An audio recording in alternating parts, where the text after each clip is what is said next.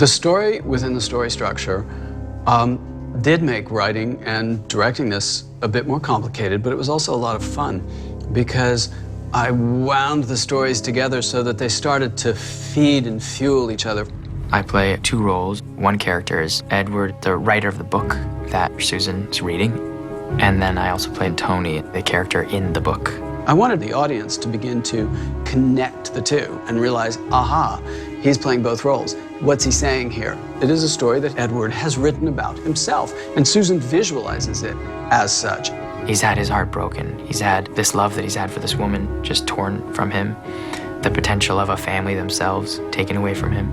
And this book becomes that same sort of expression. They're one and the same, Tony and Edward, but one is experiencing it in a fictional world and one is experiencing it in a reality.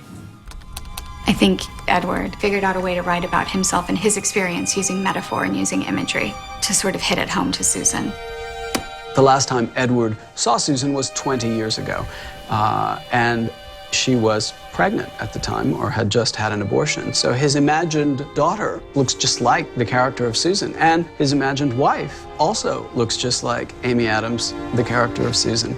Laura is the wife that Susan wishes she could be, and that she had been, because ultimately she loved Edward.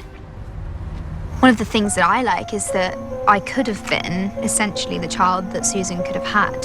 The connection between the flashback world and the inner novel that Jake's character, Edward, has written is quite obvious if you're looking for it. For example, the character of Roberto Andes, who's played by Michael Shannon beautifully, I think. You know, he's a classic, the good guy in the American West. He's iconic. Andes represents the little voice that keeps saying, get them, go find them, do it, get revenge. That's what he says in the inner novel. In the outer world, he's saying, write the book, send it to Susan, let her know that you managed to win. What are we gonna do? It's a question of how serious you are about seeing justice done. Aaron Taylor Johnson's performance for me in this film was a complete revelation. Good evening. Good evening. You know you're supposed to stop when there's an accident, right? Yeah, I know that. And why didn't you stop then? I thought he was perfect for the role, and he was really my very first choice. Ray is a character that is a mirror of Edward's struggles throughout his whole life and then through the story. Edward wants to defeat this guy, wants to stand up to this guy. He's his worst enemy. I know you. What do you say, Ray? You're crazy. You're making a big mistake.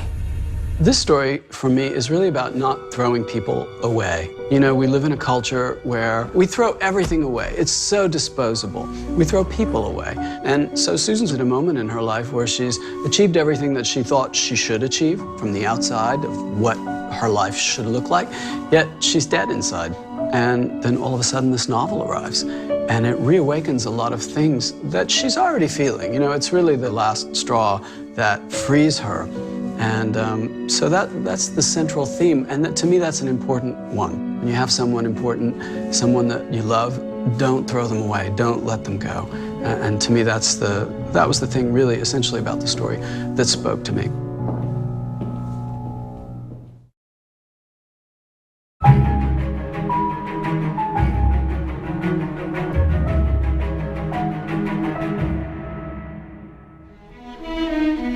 From an early stage, Tom and I had talked about the kind of photographic templates or signatures of each of the three sections of the film.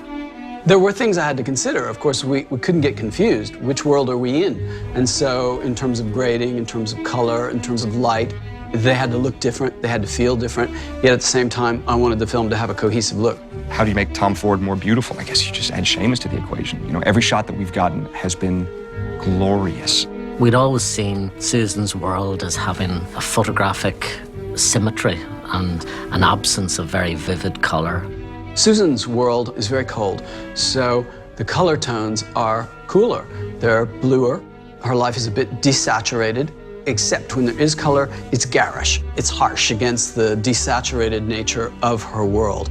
When we have flashbacks, they're warmer because they're richer for Susan. There's passion, there's something that she feels, and that's magnified through 20 years.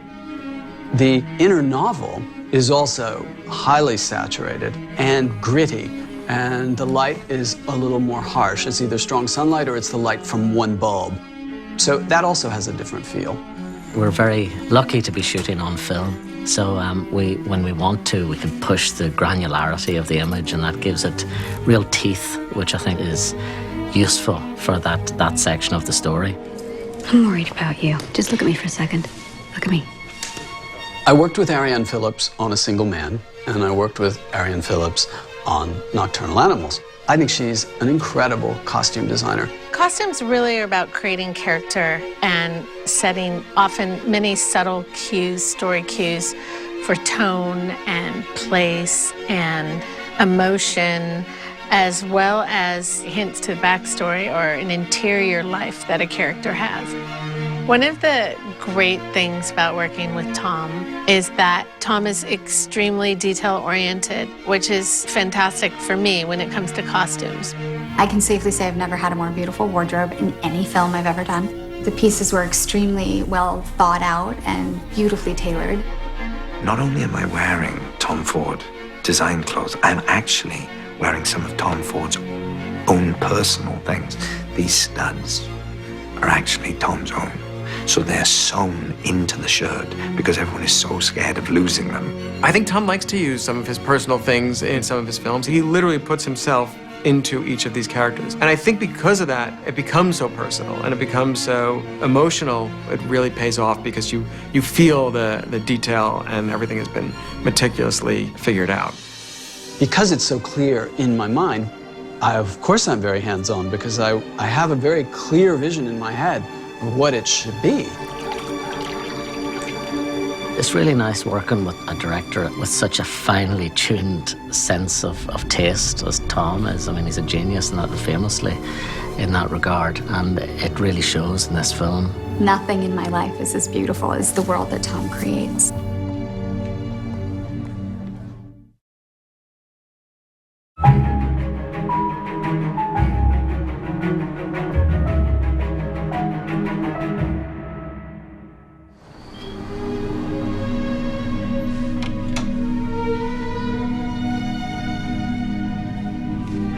When I first read the script, I thought Tom had done such a wonderful job bringing these elements of reality and story and past and present together, but it seemed sort of like an impossible task to put it into a film. And upon speaking to Tom, he had such a strong way of communicating his intent on how he was going to weave seamlessly, and I just wanted to be a part of what that was going to be. Don't do this. You'll regret it, and you'll only hurt Edward in the end. I put a lot of things in the film that maybe you wouldn't see the first time, a lot of moments where the outer story relates to the inner story and all the worlds start to converge. For example, when Susan is reading Edward's writing and doesn't think it's very good, she's lying on a red velvet sofa. In the inner novel, when he kills his wife and daughter, he puts them on a red velvet sofa because that's burned into his mind as a horrible moment where this woman didn't understand him. I did not call you weak. In the breakup scene, the two of them are fighting on the street and she walks away and leaves him. He's standing in front of a green Pontiac GTO. And so, of course, when the killer is written into his story, he writes the killer in this car.